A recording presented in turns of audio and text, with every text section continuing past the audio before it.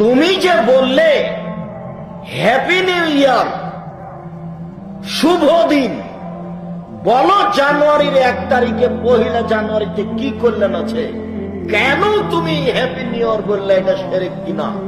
এই ছেলে, তোমাকে, তোমার মাস্টারকে, তোমার জাতিকে যদি আমি অশিক্ষিত প্রমাণ করতে না পারি, জাতির সামনে বক্তব্য দিব না বেটা। আজকের পরে তুমি মরা পর্যন্ত কোনোদিন ইংরেজি মাসের প্রথম দিনকে শুভ দিন বলে জানাও যদি, তাহলে তুমি একজন খাঁটি মুনাফিক, তুমি বক্তব্য শুনে মানো না। 1 বৈশাখ হলো হিন্দুদের প্রথম দিন, আর 1 জানুয়ারি হচ্ছে ইহুদি খ্রিস্টানের প্রথম দিন। বলো তোমার খুশি হলো কেন? শোনো, মানুষ হও, পশু হয়েও না, মানুষ হও, পশু হয়েও না।